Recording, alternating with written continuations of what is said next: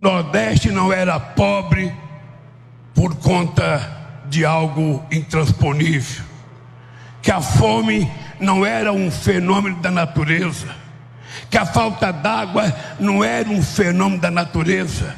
Nós conseguimos provar que a fome, a falta d'água, o desemprego, a evasão escolar no Nordeste era falta de vergonha na cara das pessoas que governavam esse país durante tantos e tantos anos. Fizemos um canal de quase 640 quilômetros, que era para estar pronto bem logo depois que eu deixei o governo.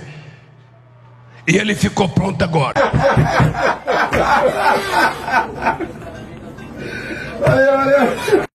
Bolsonaro governando debaixo dessa oposição ferrenha, quase que unânime dos meios de comunicação, ele conseguiu sobreviver a tudo e a todos.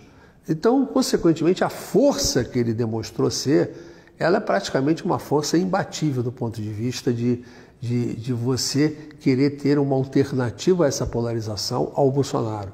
Então, o processo político está chegando e o Bolsonaro vai terminar esse processo político na perto da eleição praticamente com o país dividido. Eu acho que um terço com o PT, um terço com o Bolsonaro e o outro terço é que vai decidir a eleição, que não está nem um lado nem o outro e que é anti um ou anti outro.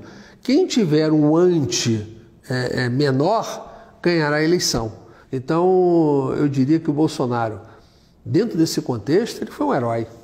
Eu nunca vi ninguém apanhar tanto e conseguir terminar o processo do jeito que está. Esse posicionamento atual da mídia, coordenado, né? A gente vê até os mesmos títulos. Isso poderia ser a abstinência de dinheiro público, por exemplo, no atual governo? Talvez em parte pode ter. Eu não tenho dúvida que uma parte da oposição da mídia possa ser isso. Porque você veja bem, qual é a grande virtude do Bolsonaro em termos de comunicação? Ele se comunica direto com a população sem a interferência ou a interveniência ou a intermediação dos meios de comunicação.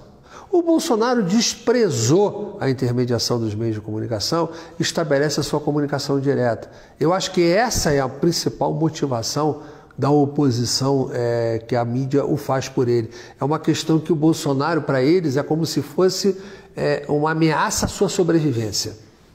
O senhor falou sobre Lula, um dos maiores, que capitaneou aí um dos maiores esquemas de corrupção do mundo. No entanto, está concorrendo às eleições com o apoio da mídia, de vários partidos políticos também. O que isso deixa de exemplo para as novas gerações e o que significa na prática a volta do PT? Talvez a pergunta melhor vai ficar entre o Lula e o Bolsonaro. A mídia vai optar pelo Lula em função de ser o Bolsonaro opositor? Talvez sim, grande parte dela sim. O que será um equívoco, mas vai optar, mas vai ser oposição a ele, até porque o próprio Lula também contesta a mídia de uma maneira. Eles têm propostas de regulação de mídia, eles têm várias propostas de intervenção. Eu não acredito que a mídia queira esse tipo de comportamento de um governo. A volta do PT ao poder vai significar um retrocesso no país.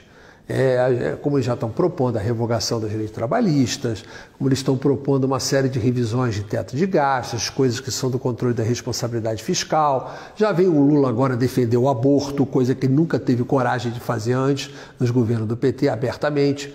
Ou seja, o verdadeiro PT está se mostrando. Eu acho que a volta do PT ela vai significar um desmascaramento do que eles tentaram nos dois presidentes que eles tiveram, o Lula e a Dilma, esconder da sociedade o verdadeiro posicionamento deles. O PT é isso. O PT defende regulação de mídia, o PT defende os governos ditatoriais como Cuba, Nicarágua, Venezuela, são os aliados deles. O PT erra na política externa por essa maneira, o PT erra na economia, o PT é intervencionista. O grande problema que a gente teve, eu condeno muito, as políticas públicas do PT. Aquela política, por exemplo, de campeões nacionais que foi feita pelo PT, que o BNDES dava juros subsidiados, empréstimos com juros subsidiados para grandes empresas crescerem, criou esses monstros comandados por meliantes, como é a JBS, que criou-se com dinheiro público subsidiado e está aí. Esse é o produto da política pública do PT.